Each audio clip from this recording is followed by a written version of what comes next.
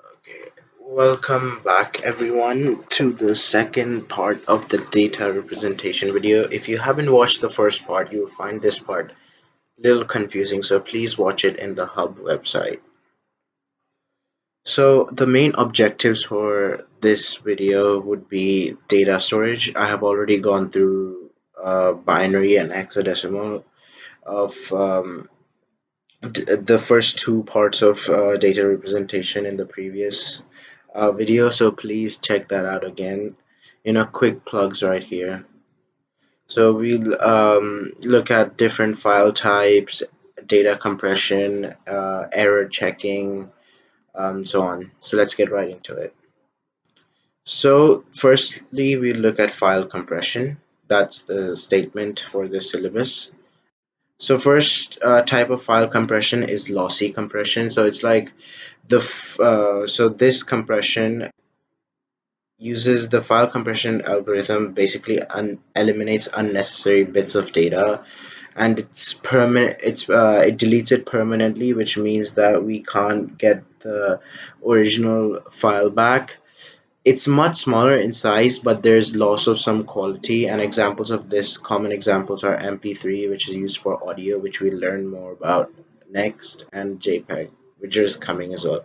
So as you can see the image below, it's 380 kilobytes, and then after going through lossy compression, it turns to 21 kilobytes. It's a massive difference in the file size, but you can see there's a considerable drop in quality. Now, lossless compression. So all the so it reduces a file size by compression, obviously, and then all the data bits from the original file are reconstructed when the file again is uncompressed. And examples of this would be, as you can see in this one, it takes lossy compression for lossless compression. Whoops. For this would be that it looks at individual um, parts of the picture and it groups them together. So for this, it's blue, right? So it won't write for each pixel. It won't write blue, blue, blue, blue, blue. It will group them together and be like 15 blue, which makes it more efficient, and it it makes it easier for it to go back for the file to be reconstructed. Now, once we have looked at data compression, now we have to look at file types, that would be MIDI, JPEG, MP3, MP4, as shown in the syllabus statements. So firstly, we have MIDI, musical instrument digital format. I wonder what's the fourth I for, even though it's format, it's not I. Anyway, so it's a storage of music files only, and it communications protocol that allows electronic musical instruments to interact with each other. So electronic used in recordings, making music, and etc. Uses serial transmission, which we learn in data transmission unit. Um, so has a series of bytes in it.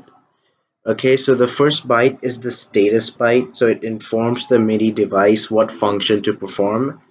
And encoded in that status byte, it's is the MIDI channel, and it operates on 16 different channels, so it's like that.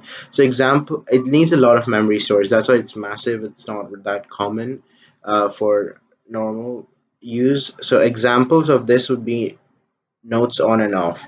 This note on and off indicates that a key has been pressed. So key, then there's pressure, indicates how hard the key has been pressed. So basically the loudness of the music. Next we have MP3. So it's audio files. This is again only for audio files. It uses audio compression to convert 90 to convert music to MP3. And again, uses lossy compression. Remember, we looked over lossy. That means we have already looked at lossy, which means the image is compressed and we cannot get the original file back. And it reduces file size by a whopping 90%. That's massive. And then so uses file compression or algorithms, and for music it removes sounds that human ears cannot hear, and it doesn't affect quality too much, although it's still lossy compression, it still uses lossy compression.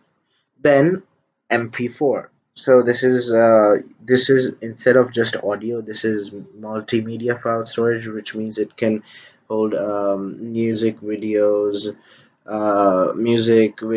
photos, etc. So videos can be streamed without losing any quality. So that's the positive side, even though without like losing any considerable noticeable quality, even though it loses some because it uses lossy file compression.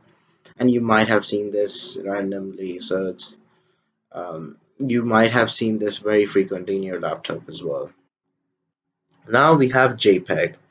So JPEG is a file format used to reduce photographic sizes, and again uses lossy compression. So it reduces bitmap by a factor between 5 and 15. So so basically bitmap images are made of individual pixels, and so as you can see, this the individual pixels, okay?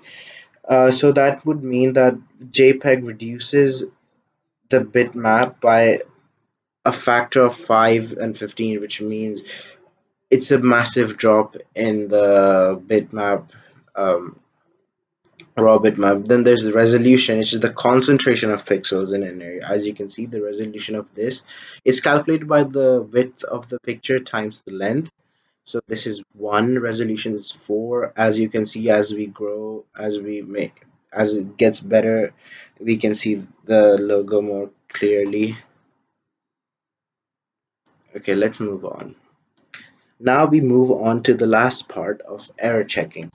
So it's first of part of error checking is parity, a parity check. So parity check, we use this to see if the data has been changed or corrupted.